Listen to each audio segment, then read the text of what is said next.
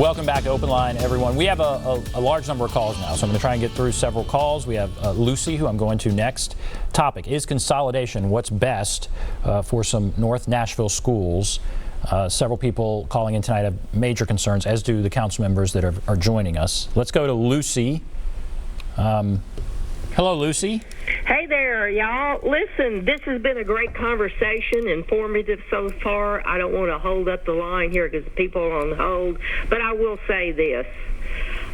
This area, Jolton, Whites Creek, Buena Vista, that area, the triangle there, that's an area that has been picked on forever.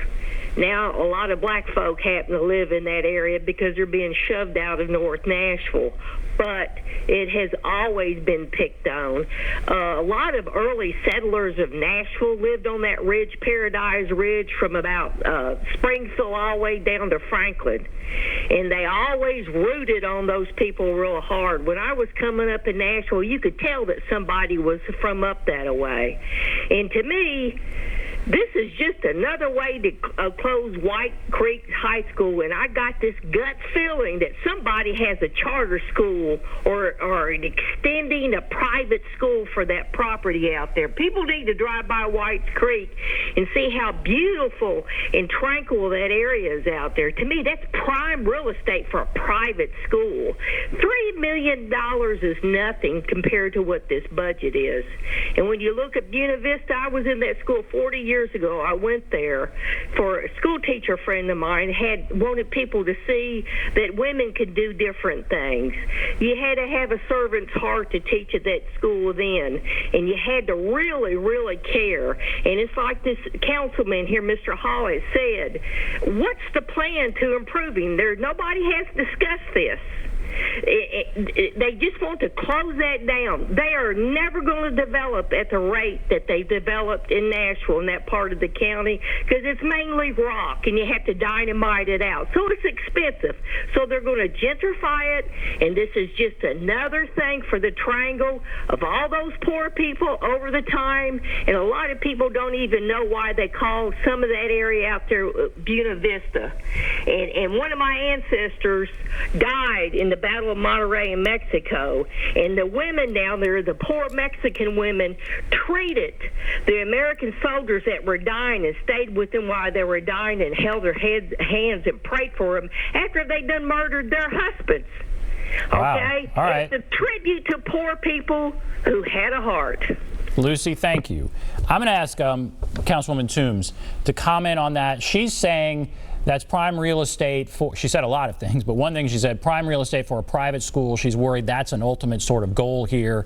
What comment on that? I mean, you can comment on the other stuff as well, but what about that part of what she was talking about?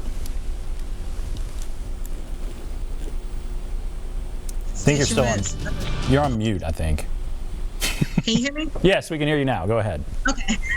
I think that is a concern for constituents that, is there a private school that's trying to come into the area? Is there another charter school that's trying to open? And when you have a situation where parents were told that their schools weren't going to be closed, but now here we are and they are, I mean, there's just not a lot of trust, and there's prime real estate in this area, in the Whites Creek area, in the North Nashville area. So we know a lot of developers and other folks want our land. So there's always that concern, is there some ulterior motive to this decision? I do believe that the school board and the MNPS administration have the kids' best interests at heart. I do believe that. I just don't feel like they have conveyed that very well in how they rolled out this plan. Because going back to whether or not $3.5 million is sufficient savings, we don't know what the other options are. It's not possible to do a cost-benefit analysis, determine whether or not that is sufficient savings to justify closing those schools. All right, I'm going to go to Pat here. Pat, say what's on your mind, and then we'll probably go to a break. But Pat, what is your point? Are you there, Pat? I might have gone to Lisa. Is this Lisa? Well, I'll just keep calling names here until, let's try Christopher. Hello, Christopher? Yes. Good. Okay. What's on your mind, Christopher? My main concern is what we're teaching our kids. You know, the educational curriculum that's been put in place. I come to find out that the history that they're teaching in schools is not the real history. And I want to know what the government is going to do to address this issue of miseducating our children. So are you concerned about closing the schools, or you're concerned about the curriculum in the schools? The curriculum in the schools. Okay. All right. I'm sure others agree with that. Let's try Mike. Hello, Mike. Yes. Go right ahead. Quickly, what is your point? All right. Very quickly. The one factor that is not being discussed in this whole matter is with the virus that we have floating around in the Nashville area. We're talking about 6 foot between students. Nobody seems to understand that is absolutely going to double the required space in most of these schools just to put the children in a supervised classroom. Yeah, the impact. Nobody understands what kind of separation space we're dealing with, and when this thing comes back in December, we're right back in the middle of it.